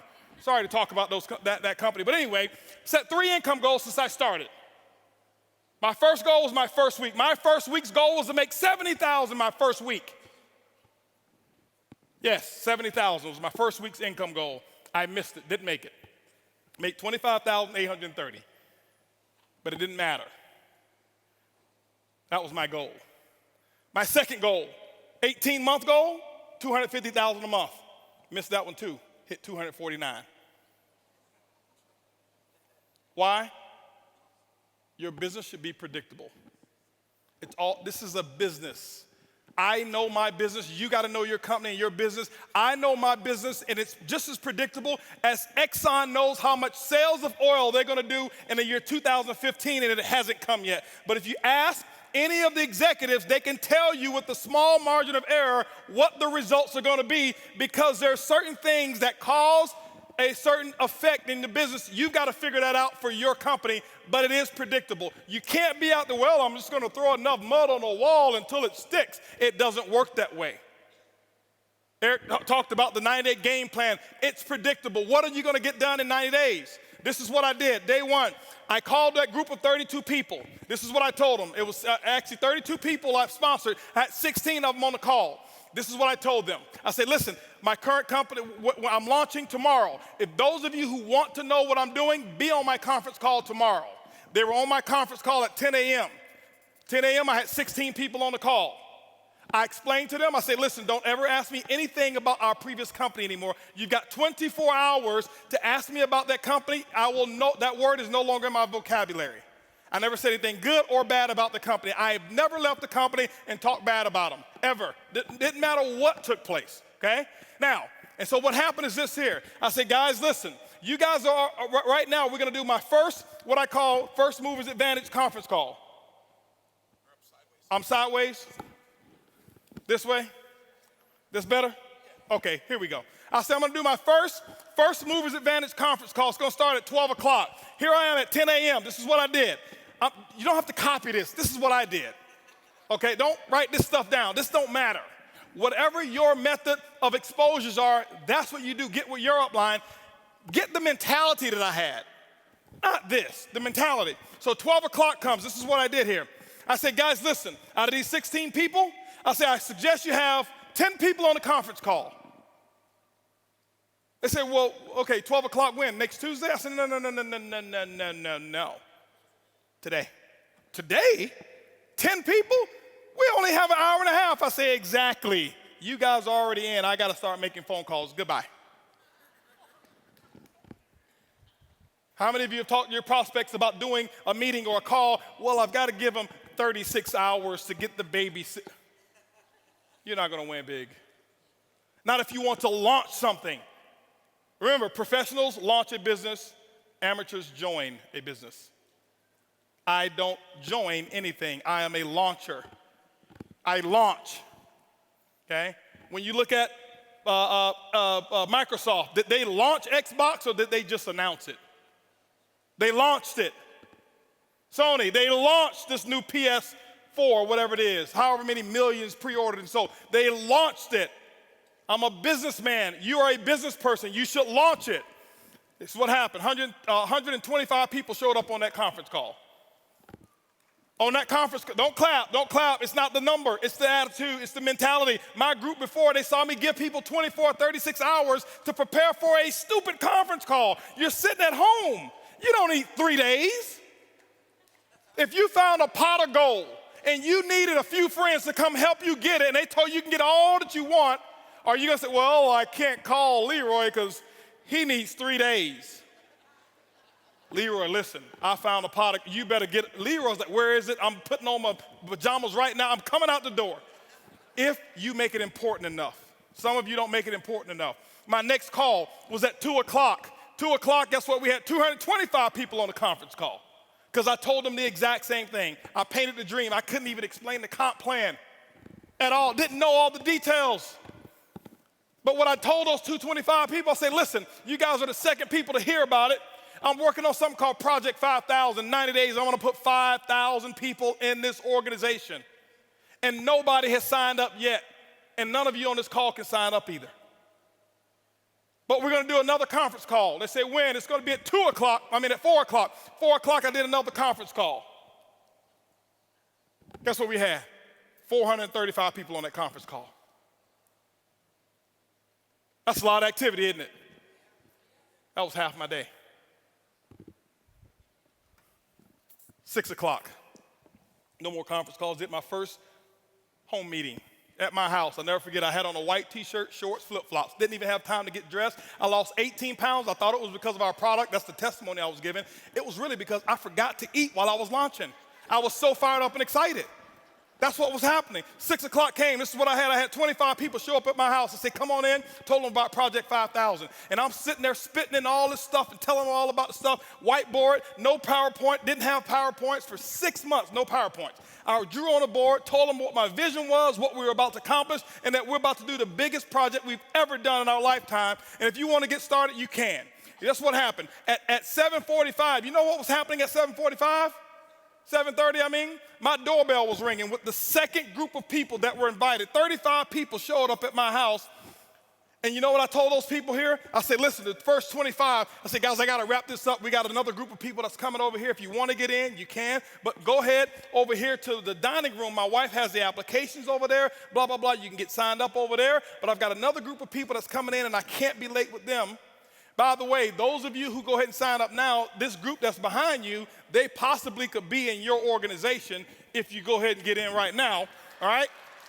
so this is 7:30. Guess what happened at 9 o'clock, ladies and gentlemen? 9 o'clock, guess what I had? I had another 40 people show up at my house. And I was running shift work, okay? 10 o'clock, guess what? I did my last meeting for the day, and I think at 10 o'clock I had about 50 people show up at my house. And I'm doing the same thing. I lost my voice. I did that for the first day. You know what my leaders were doing? They're looking at me like, this dude is crazy. I've never seen him like this before. You know why they never seen me like that before? Because I had never done all that I could do. I had never gone all out. I had never sold completely out. It ain't because of what my product is. It ain't because of my comp plan. It's because of what I did day one. I kept this up for 2 weeks straight. This is not including the one-on-ones that I did. This is not including the three-way calls. This was my schedule every day, group calls, 4 a day, 4 home meetings a day that I was doing every single day. And what I did is I showed them an example, and they went out and they started doing the exact same thing. That's why my results were where they were.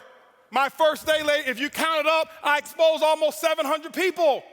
I did more in my first 24 hours than some people do all year.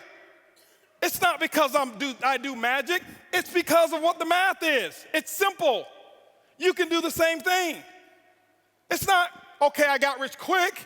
I compress time frames. Compress time frames. This is the work.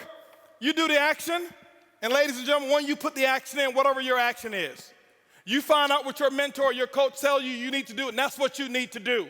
You put the work in, and don't give any excuses why you can't do it. Excuses don't work. Now, I know I may be a little too intense. I get excited when I talk about my dream. I get excited and passionate when I talk about what works and what's going on. That's just who I am. I don't apologize for it. But I don't want you to think some of you, that I'm yelling at you because I don't know many of you in here. I want you to think he's yelling at me. Eric brought this crazy wild man on stage, and he was spitting and yelling, and he looked at me, and he was pointing at me. And no, I'm yelling in love. I love you. I want you to just do this thing, okay? That's what I want you to do, all right? And I promise you, your group, they will catch on. When you do the action, they will follow what you do. They won't listen to what you say. This is what I want you to do real quick. Real quick. I got 2 minutes, real quick. Everybody stand up real quick. I know your butt's been hurting around now. Real quick, stand up real quick. Stretch your arms all the way to the left, all the way to the right. Put your arms behind your back. Put them on your backside. Now pull your underwear out your butt. Wiggle around if you have to real quick, okay? Now I want you to stretch all the way up. Take your palm of your hands, and I want you to act like you're actually you're pushing up on the roof, on the ceiling. You're pushing up on the ceiling with the palm of your hand. Palm of your hand, pushing up on a stretch. You should feel it right here. You should feel it right here. Stretch, stretch, stretch. Take your left hand, put it behind your back. Now stretch real high with this hand here. Real high, real high. I want you to take this hand, the right hand. I want you to just close it up like this. Make a fist, okay? And stretch those muscles, stretch those muscles. This is a 2-minute drill here. Stretch those muscles. Now what I want you to do is I want you to do this right here. Stretch those 3 fingers by making an O like this, okay? Make an O like this. See that? Stretch. You should feel it right here, okay? Now this is what I want you to do. I want you to take that O. I want you to put it right here on your chin. I said your chin. See, people will do what you do, not what you say. They do what you do. I said chin just as clear as they, but you did what I did. That's not a 2-minute drill exercise. I just want to show you people do what you do. Sit down. Now, so you do that, and then you'll have the results. This is what the results are, ladies and gentlemen. The results are, some of you who are part-time, you will start being able to go to bed when you get tired of staying up. The results are you'll be able to wake up when you get tired of sleeping. See, those actions are going to produce the results. Then you'll be able to have what we call freedom. You'll be able to have retirement parties like we would have. I never forget being able to retire people and pick them up, take them with limousines and have roses and all kind of stuff in there. And the last time that they would ever look at an office building, because we retired them from this because of networking. You'll be able to go wherever it is that you want to go with your friends, and guess what? They can afford to pay for themselves. That was one of my goals. I just want to go somewhere where everybody else can afford to pay for it. That's the results, okay? The results is, I tell you, if you do this the right way and if you operate on the right principles, you will have a better marriage. Network marketing ruined my marriage. No, it's not true. It was already bad from the beginning. Network marketing exposed the problems that you didn't fix. But when you do what I'm talking about, your marriage will become solid. You'll become a better father. My son, he's equipped because of this industry. That's my biggest result, not my money. My son, 16 years old, he is a tiger. He is off the hook. I'm telling you, the boy's sharp. Sharp. Why? Because he's seen mommy and daddy go out and do what they're supposed to do. Work ethic like crazy. Dream is huge. He's ready for the world.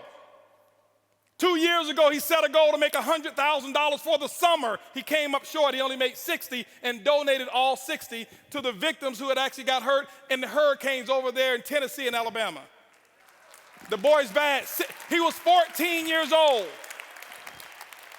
He says, Dad, I want to make $100,000 this summer. Think much bigger, much faster. See, to him, that's normal. It's normal. He was asking me about one of my guys. He says, "Is Uncle Ed? How much money did Uncle Ed make?" I said, "He made almost $2 million." What is he waiting on? That's all he made?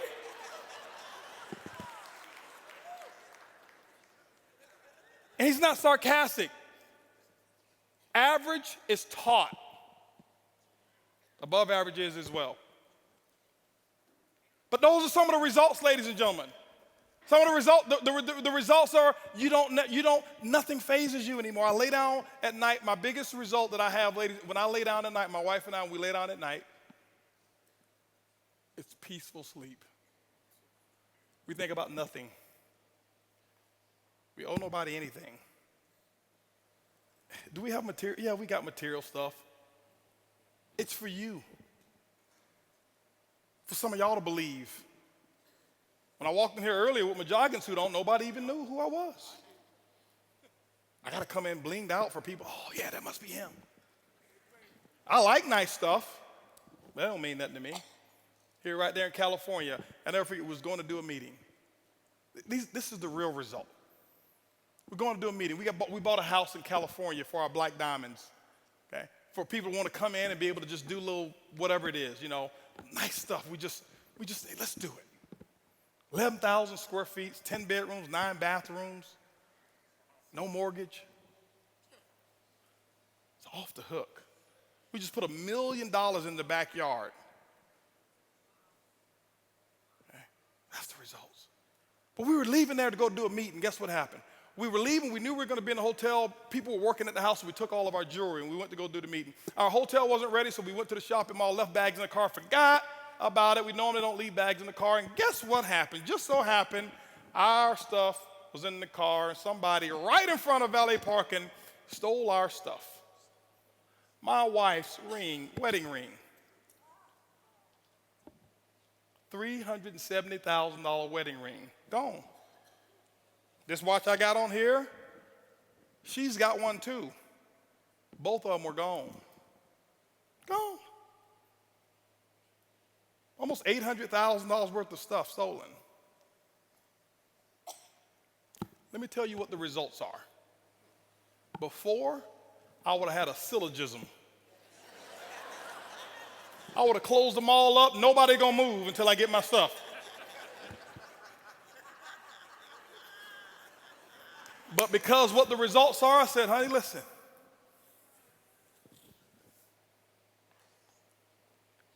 We didn't have to encounter this. We don't have any memories of anybody holding a gun to us. We don't have any memories of seeing it going. It was $800,000 worth of stuff. That's not a problem whatsoever. That's 17 days worth of our income. So we'll get it back in 17 days. Don't worry about it.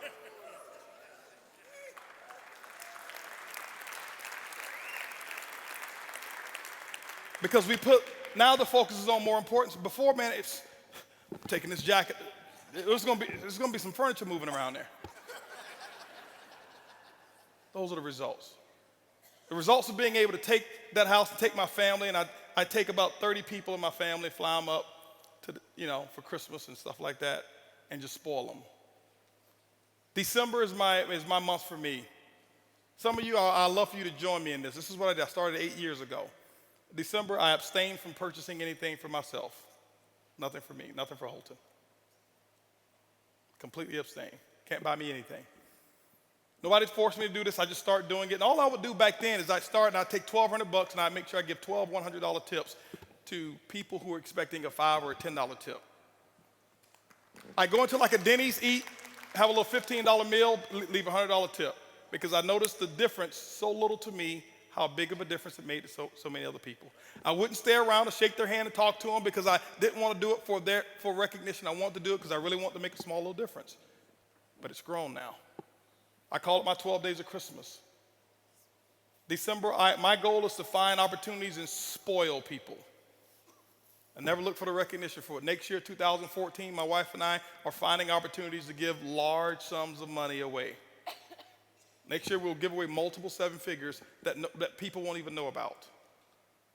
But there's causes and there's people, and this is why we do it, because it replenishes the joy, and you cannot put a price tag on joy. You can have all the money in the world, and we make a nice bit of it. But I can tell you the biggest thing that we have is we're free. Not just because we don't owe anybody anything. We're free because our conscience is free. There's nobody can say Holton backstabbed him. There's nobody who can say Holton took this from him. No, guys, that's the result when you do it the right way. I love spoiling our parents. And with closing, I want to show you a video of a couple things that we did. You can do this now. But remember, I started with just $100 tips. $100 tips. $100 tips. $100 tips. This Christmas here, I'll probably tip somewhere around about $30,000. I started with 100. Okay? I started with 100. I don't do it so I can receive. I do it because I want to receive the joy. I don't want the monetary. No, it don't work that way. But I just go out there and you just do it. Watch what a difference it'll make in your life, the person you become, and the people that you start to attract. Thoughts determine, the domino effect is your speech.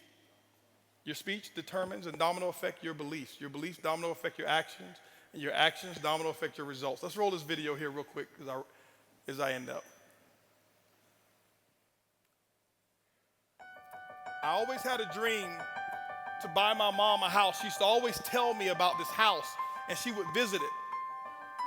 And this house here, this was years ago. I went and bought this house for my mom. This was her dream house. She never knew. I wish I had the video for that one. It was the model house that she'd always go and visit. And one day I bought it, and I went and made a negotiation with the people. I bought that house and the lot next door, and I says, the only negotiation is this. I need to close today, and I need every piece of furniture the way she remembered it to stay in here. And it was just like this. And this is one of my results of being able to spoil my mom. And when she came there, she thought she was coming to visit the guest house again, and we had 75 people there, and said, no, this is yours. It's not the money. Some of you can do it right now, but I want you to see this here. This is my mother-in-law. We just did this in June. We just bought her her dream car. She had no idea what was going on, and see, you can't buy this. They're our biggest cheerleaders and supporters.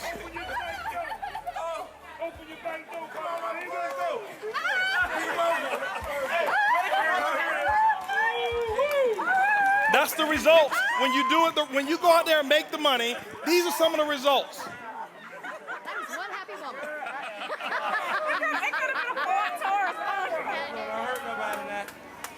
I heard you was business.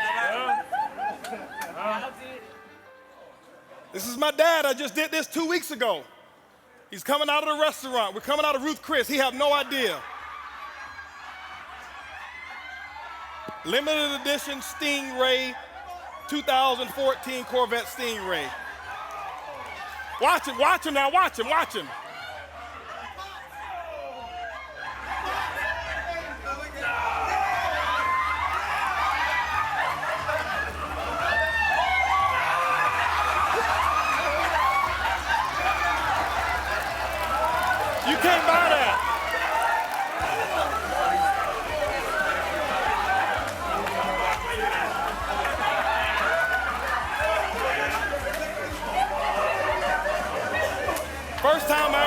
dad cry. I don't believe this.